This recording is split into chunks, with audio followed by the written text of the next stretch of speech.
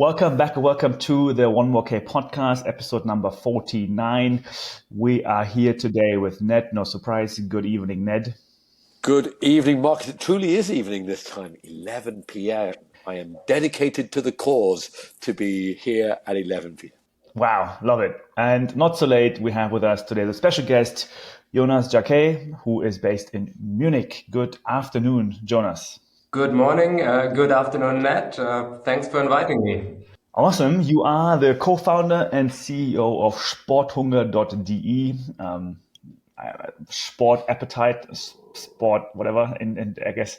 But it is one of the leading German websites for endurance nutrition. And we have been meeting each other on UTMB Chamonix. We just were in Texas together at the running conference. So we thought it was a good idea to bring you onto the One More K podcast in full, because you've been already on it in a few snippets at UTMB. So it's now time to dig deeper into everything Sporthunger, in everything Germany, in everything running conference in Austin. But before we go there, I just realized all of us have actually a similar background. We all come from finance in different shapes and forms. I know we don't want to admit it publicly, but it's true. We have a past that was in the finance world. So Jonas, we also share a background in Asia. So that's actually a lot of overlap here. Why don't we just go quickly into that? How did you go from Asia finance to Sporthunger? Yeah, so I spent a lot of time professional career in Asia, and then at some point decided it was time to go back to Germany to reconnect and be closer to family and friends there. And when I moved back, I realized that a lot of the products that I've been used to kind of getting for nutrition and general running apparel that I knew from Hong Kong and overall from Asia was not available here. And that if you go to a regular running store, the nutrition, especially back then, was pretty bad. I think it was generally overly artificial flavors, neon colors, that sort of old school nutrition, I would describe it now. And so that's sort of, I had a little bit of a frustration, I guess, with the availability of good products. Over time, my good friend Florian and now business partner, we started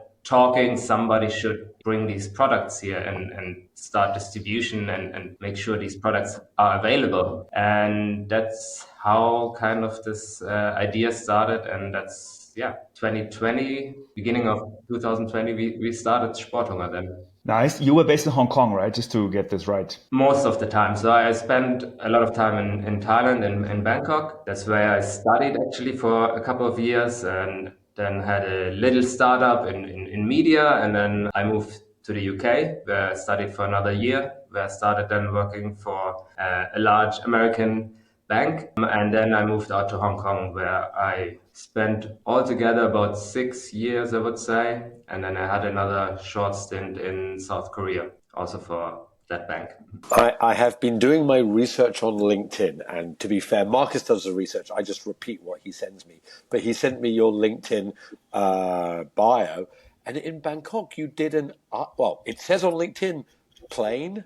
I mean, I pronounce it plain eyewear, but PLAYN, so not plain, play N eyewear. Was that your first kind of business? No, so the first business I was involved in was while I was actually still studying there. Some friends of mine that kind of followed me from Germany to Bangkok came with the idea of importing sunglasses from Germany and distributing them in Thailand. And that's sort of a business that they started, but I was involved in as an early investor and kind of here and there little jobs with them. So that was kind of the first business. And then we did like an online magazine while we were still studying. But then Plain was my first kind of business that I was running myself. And then was eyewear focused, like a very, very good experience for me. Something very different. I came from finance, where you see everything from, high level, and you get perfect reports and you have the numbers, you run the numbers, you do your models and you think you know it all, and then the reality is sometimes a lot messier. That was a very good experience. I still have a few frames, so I'm wearing them now. So now, recently, I had to get glasses for at work, right? Like reading glasses, and I didn't want to spend money on them. And I still have a couple of frames laying around, so yeah, I put him to good You've got use. one. But one thing I would say, and it's a good point, and we are talking a bit about business. I worked in finance too. And quite often in finance, big banks, oh, this is how business works. And there's models and you do number. And then you start a business, you're like, oh my God, it's nothing like that. This is like absolute madness with stuff to do everywhere and craziness. And you're like, oh, this is actually business. That was like some pretend business over there.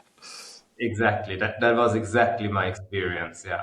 You're based in Hong Kong, you are exposed to business, and Asia is booming. So, explain to me why you would go back to Germany, the country that is bureaucratic and full of paper. Why don't you start a business in Asia or do something in Asia? Why do you go back to Europe? Yeah, it was just really to reconnect with my family and my friends over there. And I think the expat life can be very nice, but sometimes I always had that feeling that I'm not as connected to the community and you're part of the expat community, but it I never really managed to learn Cantonese, and if you don't speak the language, it is difficult, I feel, to be fully connected to where you're living.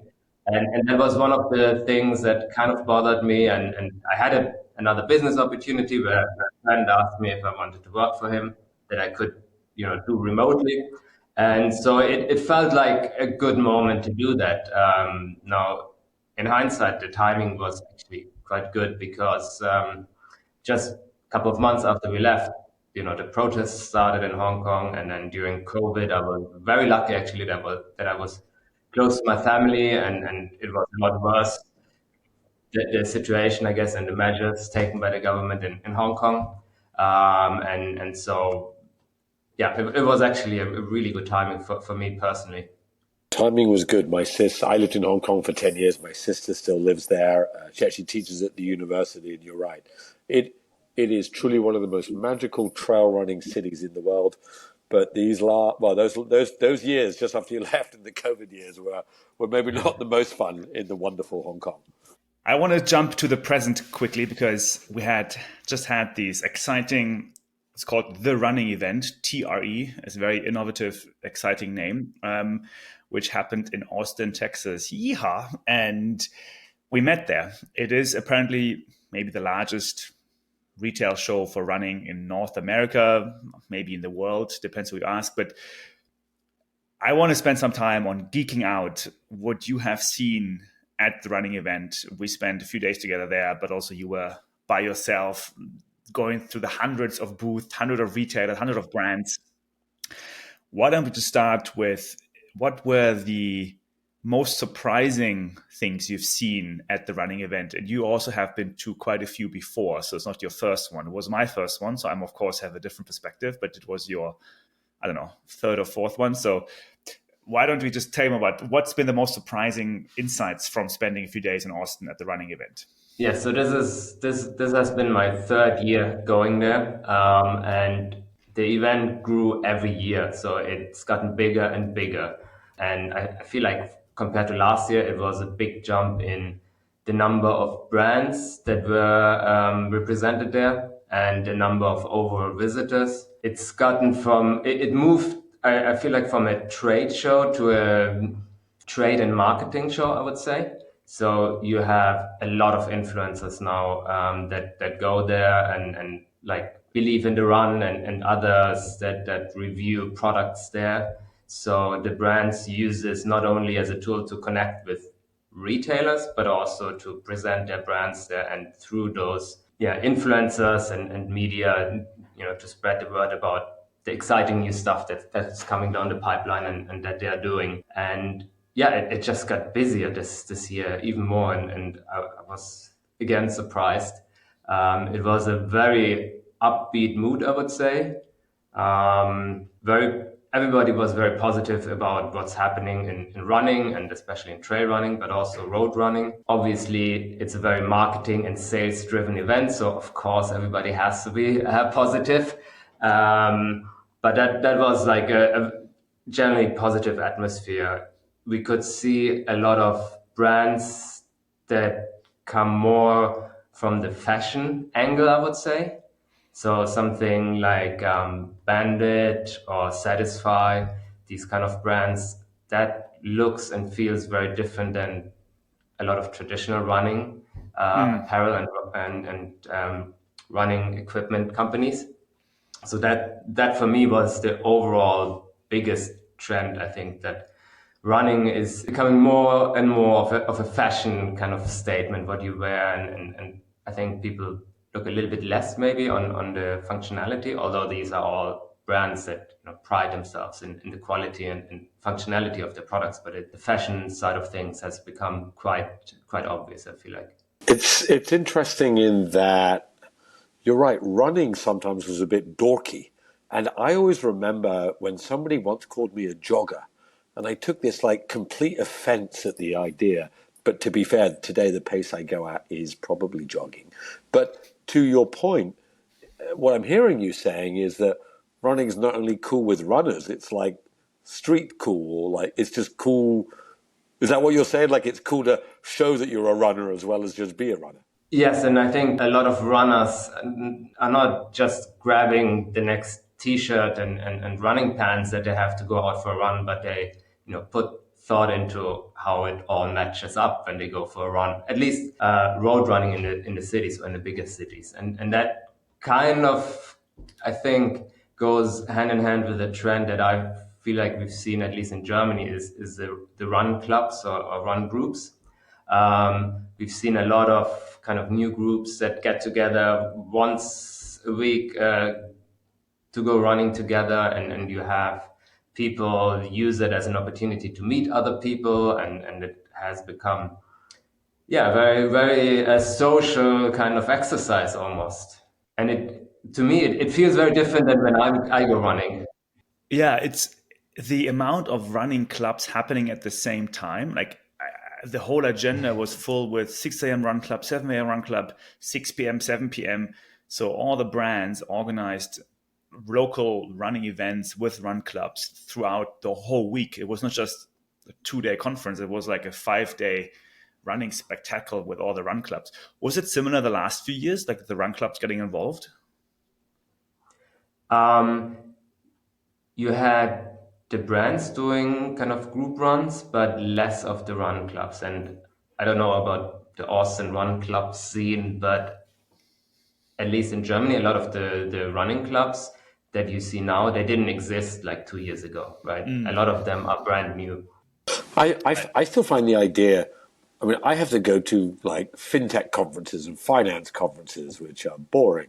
And actually, I just realized I'm not in finance anymore either, after a while, but they're boring. We love you now, Ned. Now you made the club. It's good to know. As you know, Marcus, it wasn't a voluntary choice.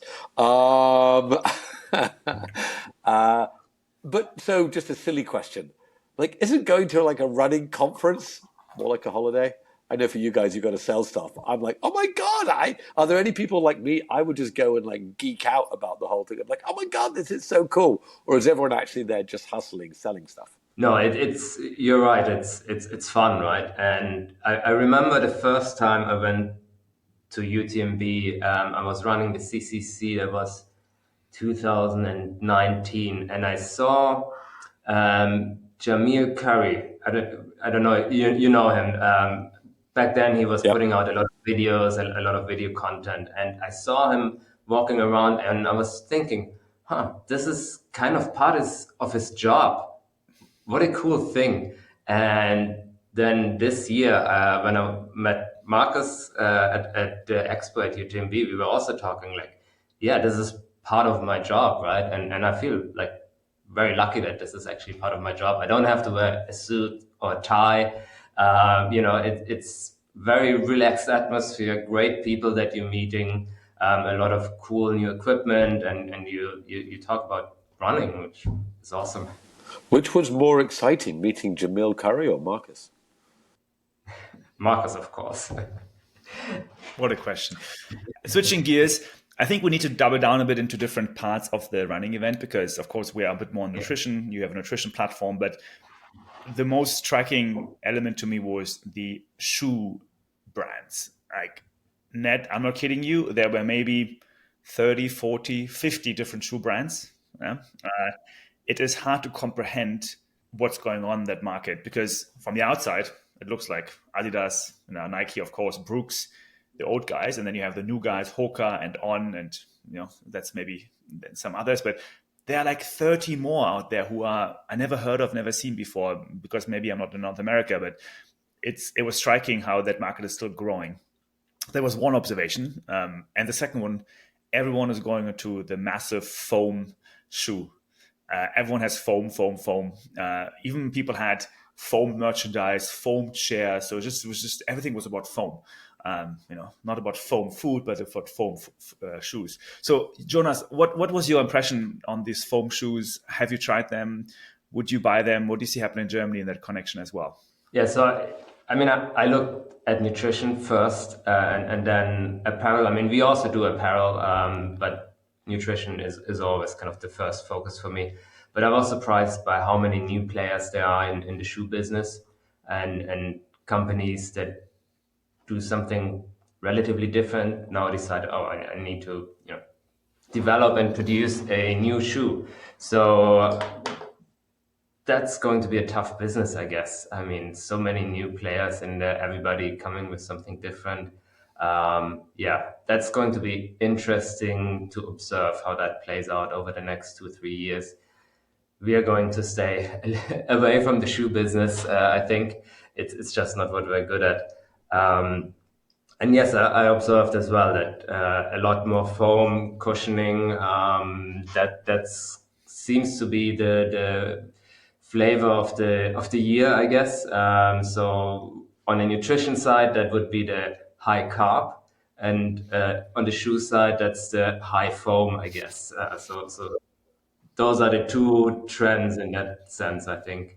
Interestingly, I mean, I'm really surprised to hear there's like 30 new brands, because you're right. You walk into a shop and, so I'm an ASICS guy, always have been, but you're right. ASICS, Brooks, Reebok, New Balance on the road. And then I wonder if the shoe brands think, oh, look, Hoka came out of nowhere. But I listened to Carl Meltzer talk about being the first sponsored athlete for Hoka like 15, 20 years ago. These guys had been hustling for 5 years with Hoka and no one took them seriously. Apparently, when they were trying to get Carl to wear one of their shoes, he actually had to take the shoes off the founder. They had no spare shoes. He had to actually literally give him the shoe. So I do wonder, and you guys are closer to it, do you think all these 30 shoe brands are like, oh, wow, look, we can be huge like Hoka and On, and then they get into it, and like us people who've done business realize, holy crap, this is a 20-year adventure, and they're all going to go out of business? I think yes and no, but the brands who were already at the conference, they definitely had money. So it's already beyond the startup phase, beyond the idea phase. They already have invested into lines, they have invested in inventory, invested into branding. So I think we are maybe 3-4 years ago, when Hoka was really getting onto the, I guess, radar with its foam shoe, that's where ideation stage happened. But now we're already in scaling up, growing stage for many of those brands. Otherwise, they wouldn't have invested so much money into all of it.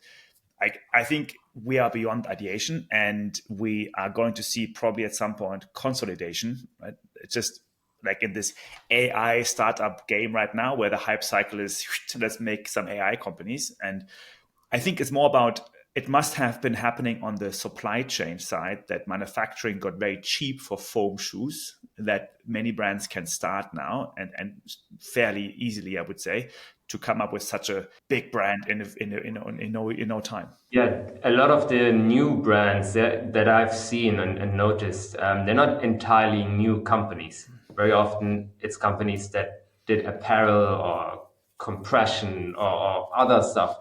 So they already have an existing business, they have suppliers, they have distribution channels and so on. So I think for them, they see it as, okay, shoes is still, if you go to a running store, shoes is still kind of the top item in the end, where they make the money, and they don't want to be just an apparel or just an whatever they were doing before company. And they now want to also get into the game. And I think they've seen that you can move into a new space like Hoka, that it took them a while, but it is possible. And now they're all doing it at the same time. So that's going to be interesting. But if there were 30 brands there who had money in brand and lines of shoes, that means there are probably 300 tiny shoe companies in America who couldn't even afford the running shirt because I don't know what a boot costs, but it's not free.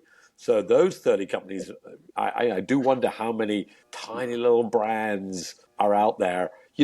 When Dylan Bowman brought Speedland on his show, they'd just done their first line, and I get the feeling Speedland's probably doing okay now, right? We kind of watched it grow a little bit. So yeah, I don't know. I mean, Jonas, you've been there 3 times in a row. Have you seen some come and go? Do you think there's hundreds of other little brands just hanging out there in the dark? Yeah, I mean, there are a couple of brands. I think, what's it called? Like 4T2, that shoe brand. I don't know if you've seen it. It's just spelled the number 4T2. I think they're actually from Austin or from that area. They haven't been at the show.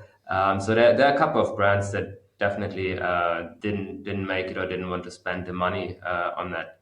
Nike was for the first time there, or for the first time in a long time period. So they haven't been at the running show either ever or for a long time. And so they saw there's probably some pressure and they have to up their game. And they had a presence there, supposedly with a lot of very senior people attending the event. So that was also interesting to note. Which, just doing a quick memory recap, which 3 shoe brands do you remember? Go. Satisfy as a new brand. So two new ones, Satisfy and Rabbit, both coming from the apparel side, now moving into shoes. Hoka On had a pretty big presence there. I think those were the 2 that stood out, and then plenty of smaller ones that I didn't have the time to go to because for me the event should have lasted a 3rd day where I could just go and look at shoes and other stuff that are not relevant for our business right now, but just interesting on a personal level. Rabbit are doing shoes. So as Marcus knows, I am quite the connoisseur of Rabbit's running shirts. I run in Rabbit running shirts.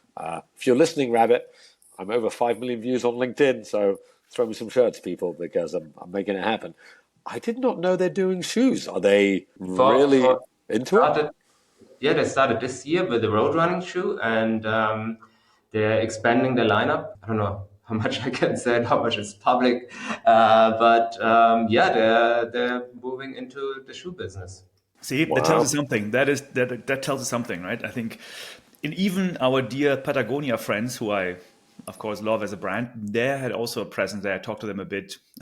Side note, I said, I want Patagonia to buy Lecker. I said that into their face. And they said, we don't buy brands anymore. I'm like, oh, too bad. Anyway, their loss. Worth a try. Yeah, it's just like, let's try it out. But they said, we are coming back into trail running. We're investing more now. We have missed the boat a bit. We need to do something. So I think it's definitely a growing space for sure. It's wild how cool it's become. I mean, I'm just a year older than Marcus, so I know a little bit more, give or take. It's wild how suddenly cool running's become. It's really amazing. So you've been 3 years, Jonas. What is it, do you think? Why is running booming? This is more of a macro question. I have my own views, some interesting views, but why is running booming, and are we in for a 5, 10, 20-year boom cycle of this? That's a very difficult question. I guess the question is, when did it start? Because it's not just booming now. I mean, it felt like running itself was booming during COVID, during the lockdown period, right? Where that was one of the few activities you could do. But to me, it felt that it was growing even the years before and before. I come mainly from a trail running background, so that niche has been growing for the last, since I started, basically. So for me, it feels like we're not at the beginning of this boom anymore. And I kind of my takeaway from Thierry was actually a little bit mixed. So it was very positive. Everybody was very excited and all that. And coming from being a little bit the risk-averse German and having started my career in finance just before the financial crisis, I I kind of wonder how long this is going to last. I'm not sure if we're at the beginning of this boom or this cycle. It feels like I've seen this excitement before, and yeah, I'm not sure how long this boom is going to last. Actually, I had mixed feelings coming back. Okay. Mixed feelings because it was less. Well, you said it was more busy. Why? Like in a little bit, it felt a little bit, and maybe that's just my personal impression now. It feels like a little bit overheating, especially on the trail running side. Everybody on the industry side is like, this is amazing. We're growing all these new things, a lot of marketing. It becomes very fashionable. In the same time, prices increase a lot for like top end products, right? Shoe prices at the top end, being above 200 euros or US dollars is nothing crazy anymore. If you look at trail races, if you want to go to like a UTMB, like a big UTMB event in Europe, like Switzerland or Italy or Austria or Chamonix, you have to pay, what is it, 200-300 euros just to, for the ultra distance. Then you're probably paying 600 to 800 euros minimum for accommodation. All in, you're looking at maybe 1,200, 1,500 euros for a trail race. So in general, it feels like things getting more and more expensive. I don't know. Maybe we have another 2-3 years of exciting growth and boom, but I don't know. It's just a gut feeling that. Yeah, Yeah, I think have it's mixed fair. I have two anecdotes here right now, quick to throw in. First and foremost, if you go down Austin, one of those strips, you get to see a lot of cowboy boot stores. And we're walking there one evening with my friends, and you can of course buy custom-made, handmade cowboy boots. And guess what? How much one costs? Any guesses? It's either low or high. So when people make you guess, it's never mid. So it's either 600 or 60. I'm going 60. Yeah, it's more on the $300 side, right? So it's, yeah. But I thought to myself that evening, hey, a Nike shoe costs $220 or something, and a handmade cowboy shoe is only $300. So, like, and it's real leather versus made in I don't know where. That's one observation. And the second one was one of my good friends in California just did a backyard. Yeah, Ned, you might be happy to hear that. And he was like, oh, we checked all the backyards in California, and the prices started $150 upwards for just a random backyard. And he's like, this should be a grassroots race. This should be something that is easy and, low maintenance and everything. Why is it so expensive? So, and I thought myself, yeah, backyard should be the rough guys, that's the ones who don't charge for anything. But those are the two anecdotes I'm just hearing from and seeing. I'm like, that is definitely going to the upmarket, to Jonas' point. And good points. I absolutely agree. For me, yeah. So, Marcus, you don't have to listen now. This is not my rant. This is my rant. So I was in Ironman for a while, and what stopped Ironman growing was the money grab. And, Ironman it's like $800 to enter.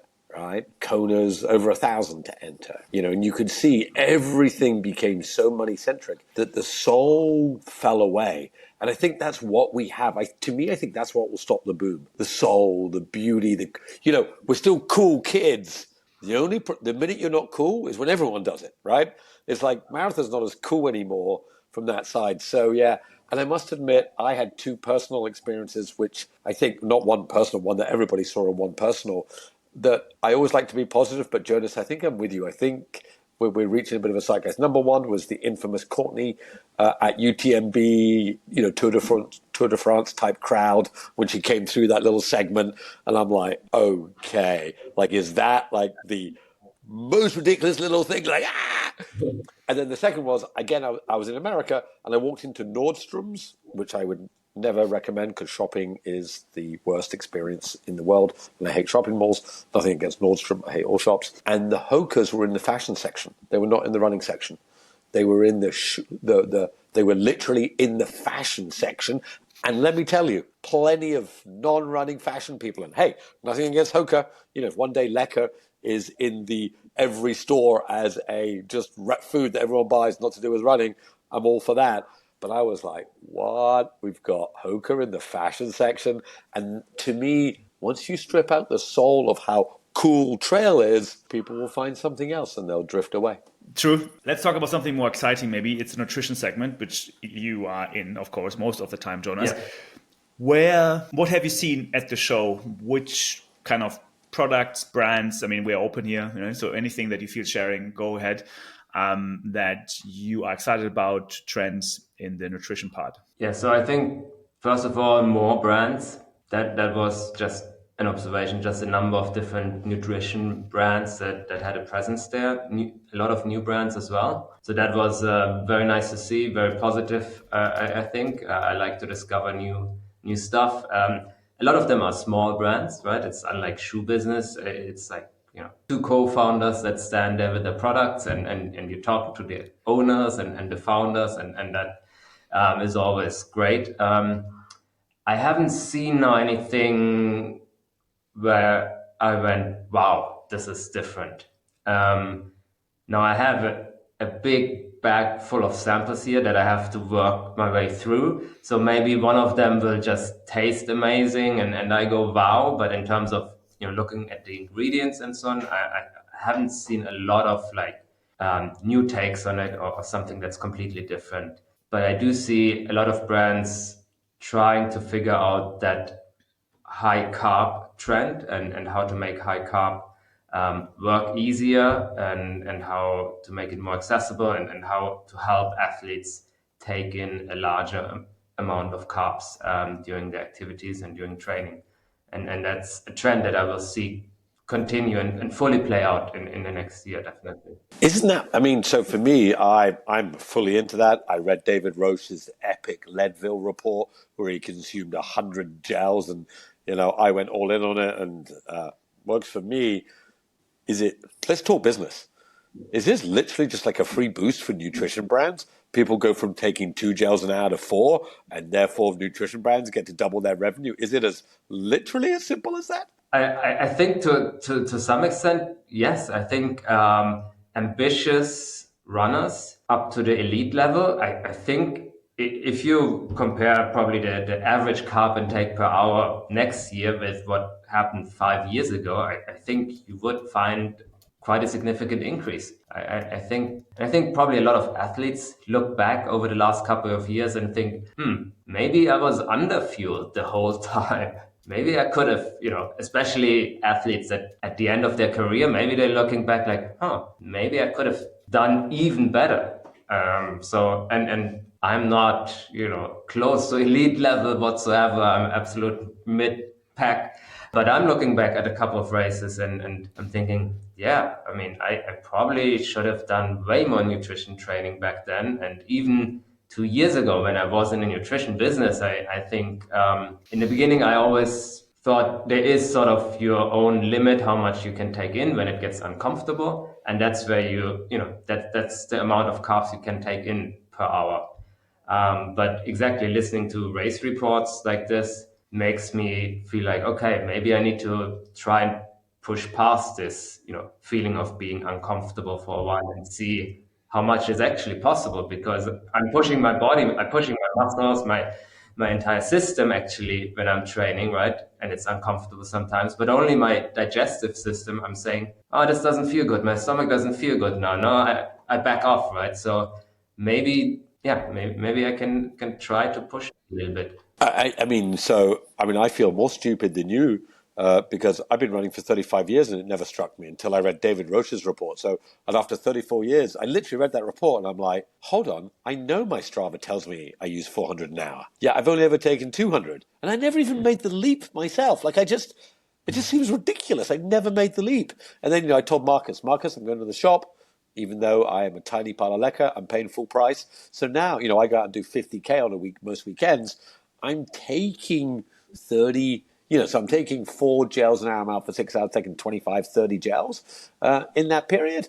And, so it's costing me nearly $100. But I tell you what, I can feel it. And I did notice it took me a few runs to get into it.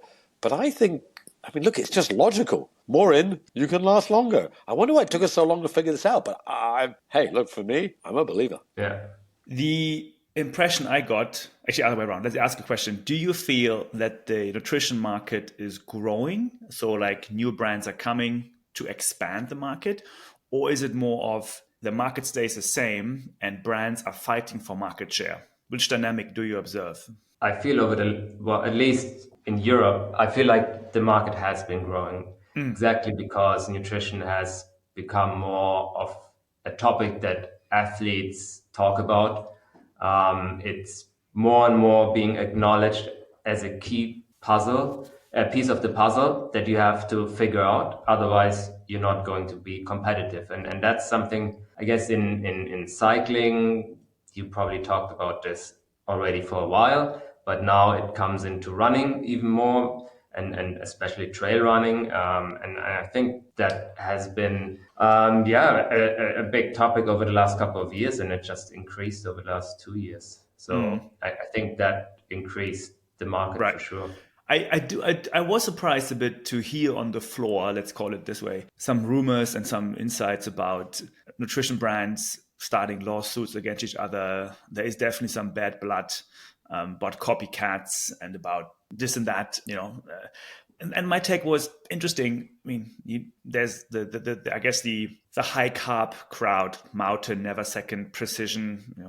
I guess this is in fact, they're all using very similar recipes, right? So there's not much innovation there. Innovation is happening on the marketing side, on the branding side, and so there's a lot of, I guess, competition on that front up there. Like, how do you see that playing out with all these brands doing something similar in terms of recipe, but using different strategies? Yeah, so I mean, you have the technical side of nutrition, I would say. So that's the type of carbs you put in there, like glucose, fructose, the amount of electrolytes. And then you have sort of more the emotional side of things. And that is, on the one hand, yes, marketing, but also just how it tastes, the flavor. And that's a very personal thing, what kind of flavors you like.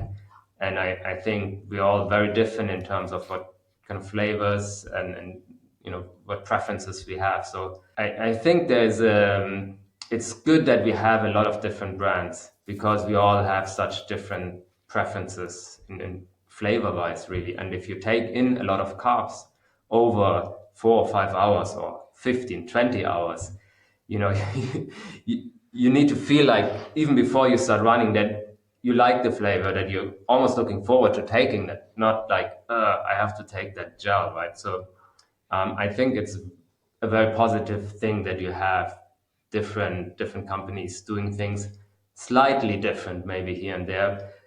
So on the technical side, on the carb side, on the energy side, they might be similar, but the consistency and the flavor and the texture is different, and that still makes a difference. So I think there is room for a lot of different brands out there. Makes me giggle, Marcus. What a gel brands suing each other. You do sticky stuff in a little packet for runners. I did sticky stuff in a little packet for runners. How dare you? I mean, I put glucose, fructose in mine. I did as well. Like, seriously? Is there actual BS? It's not going about the down? recipe. It's about naming things, like a brand name and stuff. So there's some copying of brand names going on. Without going too much detail, because I don't know it's public, but there's some not about the recipe, because I don't think that's patented. No one can patent that kind of glucose fructose mix. It's more about the design and branding, the trademark of it. So you guys were both at the show.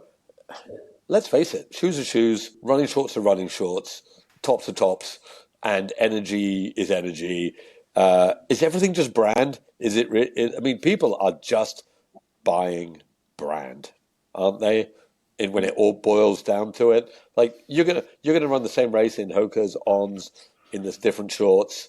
Of course, unless you take Lecker, which makes you go faster. Yes and no. I think I asked a question to The Feed, and we should talk about them also in a few seconds, because they have been in the nutrition field a very large player in North America. I asked The Feed, what does a brand stand out? And there was like authenticity. So how do you tell an authentic story to your customers? And that's something that I think some brands are struggling with and others are making it work. How does it speak to you, Jonas? Which brand has good storytelling? Which one does not? So I'm not going to name brands that don't have good storytelling. I don't want to talk negative about any brands here. But on the nutrition side, I do like Scratch Labs, for example. The founder, Dr. Alan Lim, he talks a lot about food, real food, recipes, about food, not only about carbs and energy, about products, but about food. He was supporting Tour de France teams with nutrition, and he was always walking around with his rice cooker and making little rice cakes and these kind of things. So he comes from a food background, and that's something that you see then in the products as well, because they're using like real like juice and fruit concentrates and these kind of things for flavors, right? And you get that feeling of having almost natural, real nutrition. So that's a very strong brand in that space, I feel like.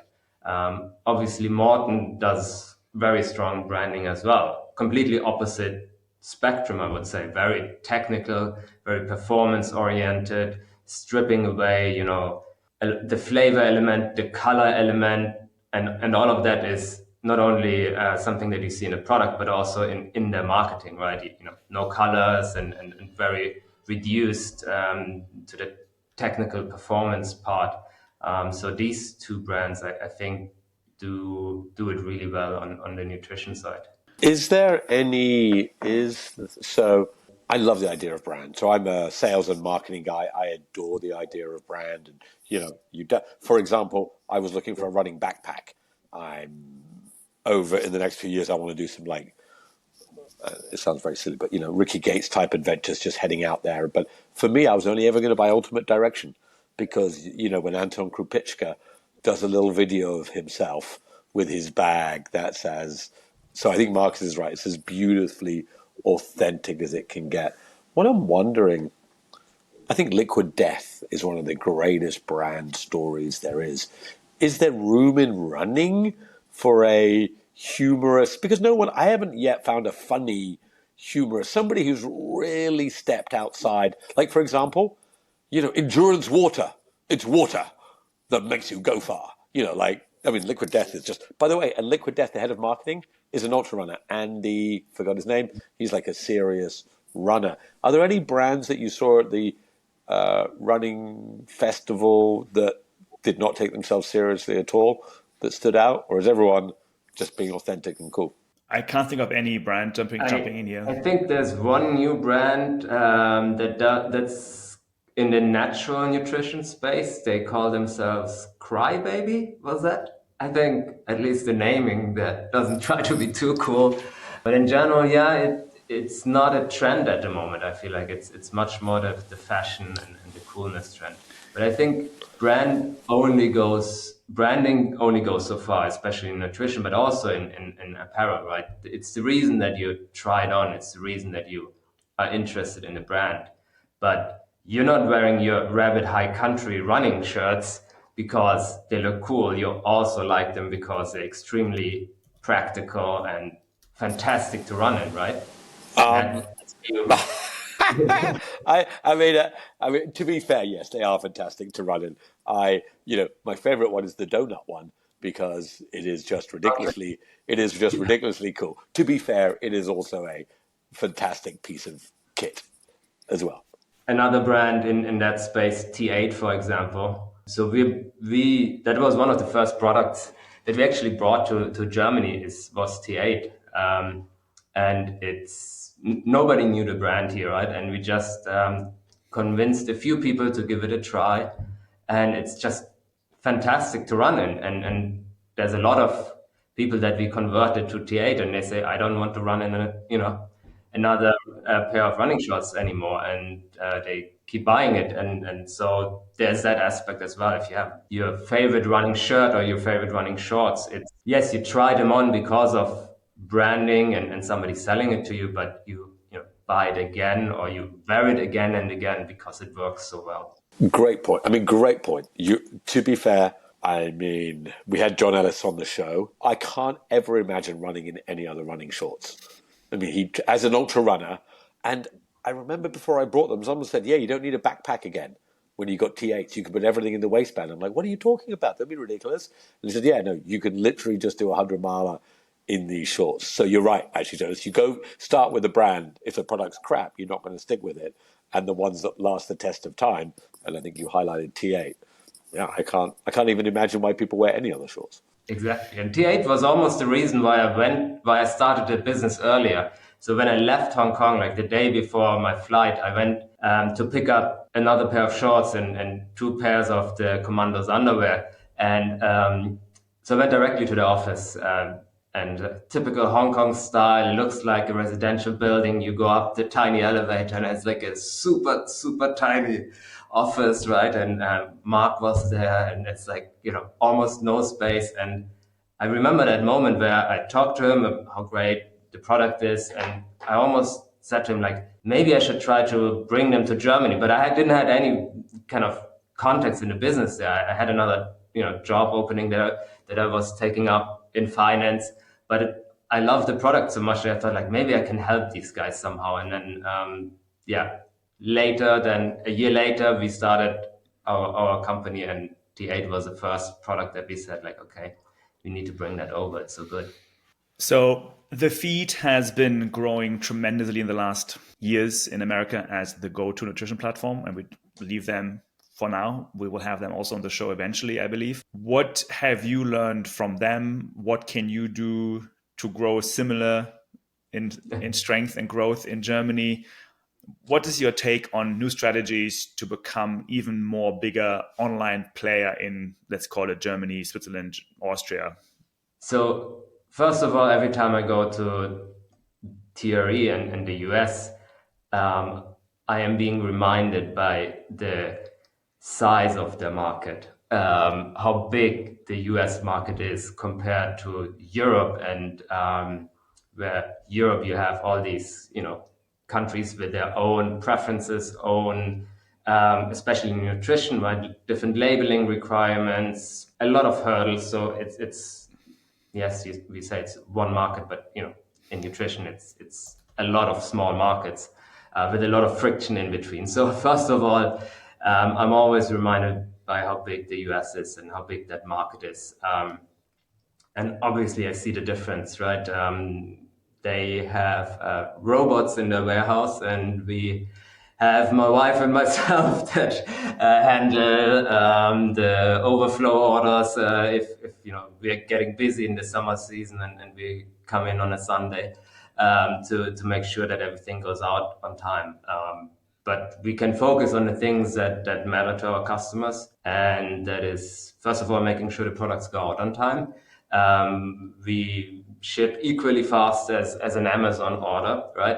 So that's something that our customers appreciate. We focus on customer service and then product selection, and that's where we differ a little bit because we're looking more at a curated product offering rather than having everything. So there's a lot of other nutrition brands that we could take in, especially if we had the space and capital for it. But in general, right, we're much more selective in what brands we take in. And so we can focus on sort of the best brands, the brands that matter to us, that we think that we can go, like if we go to an expo at a race event, I'm standing there and I'm talking to our customers, right? So I need to be fully convinced that the products that I'm selling here are really great and help them. Otherwise, why do it, right? I don't want to sell products that I don't believe in.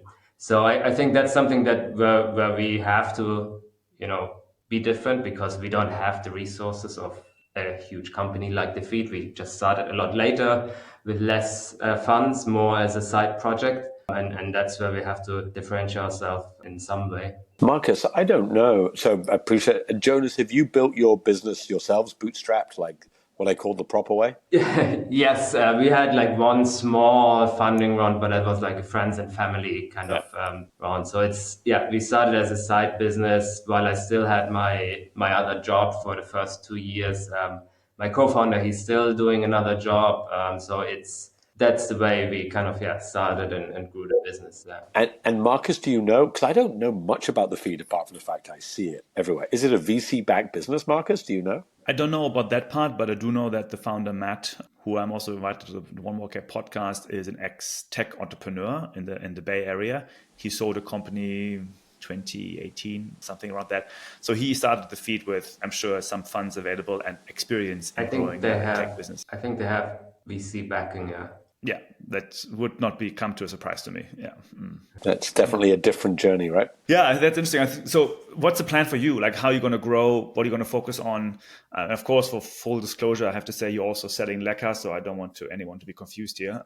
But yeah, what's going to be new for you as a business, and also what's going to be new for your customers in 2025? Yeah, so first of all, as we always focus on the products, lekker is something we recently added. So we haven't had that in the main season last year.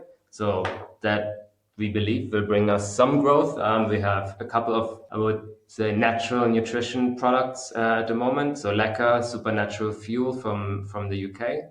Those are two great products. We also added Velo Forte, or we're going to add Velo Forte soon. They have also more from the natural food side products like energy bars and gels that have a different feel to it, different flavors. So those are going to be important products for us next year. One interesting product that we added also recently is Thrive beer from Belgium. I don't know if you have heard about it. It's a non-alcoholic beer with 10 grams of protein in it. It tastes amazing. It has everything you need after a run. So in spring and summer when it's hot, it's a great recovery drink because you're having a beer, but a beer that's good for you, right? So and that is a brand that's actually quite relatively well known in the world of triathlon because Jan Frodeno is one of the investors in the company and has been doing quite a bit of marketing. So that's going to be a great brand that we want to introduce to our customers next year. So we see that could do well. And then, I mean, we come from trail running. That's where we started also in trail running, right? It wasn't any kind of big strategy that we said, oh, trail running is the perfect place to start our business in. It's just we come from trail running. We know more trail runners and we also know that nutrition, it plays a very big role in trail running, and anyone that went for a long run in the mountains and didn't bring enough food or water knows how important it is. So we were quite lucky in that sense, right? It was a very open and growing community, and everybody welcomed us a lot, and it was like really everybody was happy that we provide the service of bringing these products, especially in the German market where there was a lack of kind of product offerings. But we do want to grow in triathlon as well, road running, these kind of areas that we haven't done a lot until recently. So yeah, we're now in the planning stages. We're still sort of going over what happened this year, reviewing, trying to put it in context, and then see where we want to grow more next year. And one last question from me. Again, come back to the point we have all worked in business. Do you still get any time to run? Because running a business is, let's be clear, it's not just a 24-hour-a-day job. It's whatever is more than 24 hours a day. So how is your running life going along with your selling running? Yeah, interesting question. So when we started with T8, John Ellis told us that since he got into the running business, he found it very hard, to find the time to actually go running. Yeah. And that, yes, was true for me as well. And my running hasn't been as consistent as I would like it to be. And that's one of the big goals for next year is for myself to find the time to go running more often. And I just signed up for an expensive UTMB race for next year. Lavaredo Ultra with 120K. So that's long enough to be scary for me that I need to train. And that's sort of one of the reasons why I sign up to races that really challenge me. If it would be, like a half marathon or marathon, I would be like, okay, I can train a little bit and then still run it. So that's why I, sign up for races that are just beyond what I'm capable right now. And I hope to do the trick. I'm sure it will. It's a bit like people who like hanging out in bars. They're like, "Oh, I know. I'll buy a bar. It'll be amazing. Get to hang out in bars the whole time." And they buy a bar, and they're like, "Oh my god, this sucks." All they do is stand behind the bar and clean up other people's bar experience. So I'm glad to see you're getting out and running a little bit because, yeah, it's doing running all day long doesn't mean you get to run. Yeah. That's true. That's why I am looking right now at Joshua trees outside my window, and I'm going to go after this episode on a run in Joshua Tree, not National Park, but just outside. Yeah. Very cool.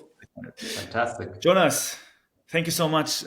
Man, we haven't gotten even into like the German market, and I wanted to ask you all about so much more how you work with influencers, because you're also very, very close to many great runners in Germany, actually. And I think there's like Hannes Namberger and Ida and all the likes who are good friends of yours, and you are doing a great job with the community there. And I really, really like that as a German, of course, but also as a trail runner, as a business partner. I think you're doing a fantastic job. So I believe we have to get you back on the show next year to dig more into Germany and the German runners. So see what you can do with them. But for now, I think it was a great introduction to sporthunger.de. Check it out. And of course, great reflections on TRE, which was top of mind for both of us. So just to getting that out for now. And yeah, exciting to see where the journey will take you, of course. I think we all love entrepreneurs. We all love businesses in this world. And yeah, good luck throughout the winter season. I think that's about to start with or without the beer. That sounds very Bavarian to me. So it's great. I love it. Protein beer. That really tells me there's something going on in the recovery space. So also something we should talk about another time, how recovery is getting more and more important. And also on the lack of front, we're working on some things there, as we have discussed. And I really appreciate your input there, Jonas. So thank you for being on the Warm Work podcast. I guess, how can people find you just quickly, online, offline? Just, search for Sporthunger. Sporthunger, you'll find us. Exactly. Thank you. And now, as usual, the last part is Ned, who has passed midnight your time. So this is going to be a by now morning poem. So please, Ned, over to you. Appreciate it. Thank you. So this one, I am in Singapore. I used to live in Singapore. I lived in Singapore for 22 years. I moved to Bali, but I come back to Singapore all the time.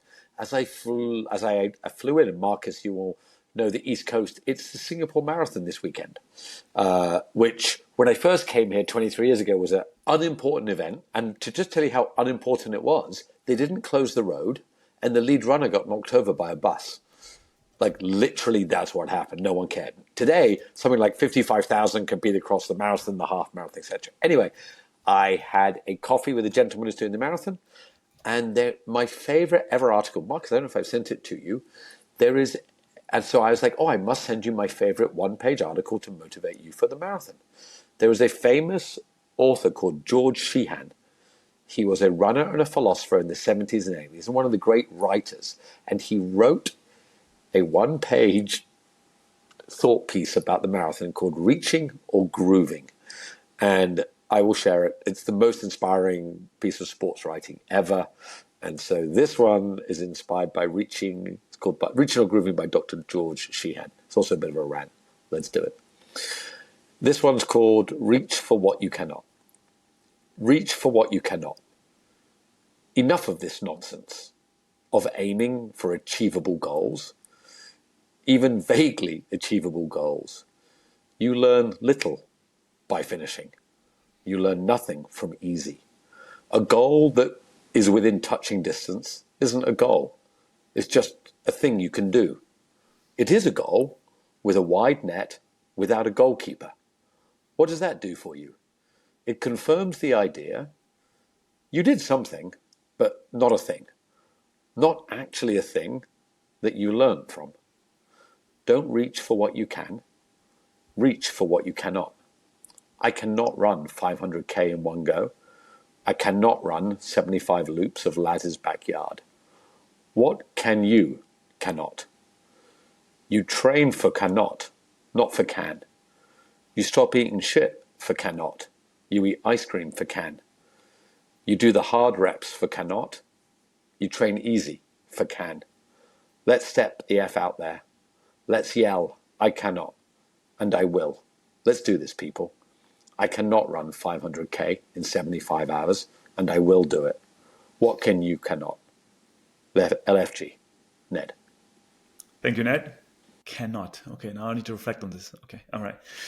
Don't reach for what you cannot, man, because Yeah. I will send you the article. He ran a marathon and he ran the first half knowing what he could do. And by the time he wanted to achieve what he thinks he cannot, it was too late. You have to reach for what you cannot right from the go. That is true for business and for running. You also, I think, doing a business is about what you cannot, and it pushes you in every single sense. On this note, Jonas, thanks again for being on the One More K podcast. Have a wonderful Thanks for evening. having me. And Ned, as usual, thanks for joining us, even though it's late. Always. Thank you, Jonas. Thank you, Marcus. See everybody. Take care. Bye.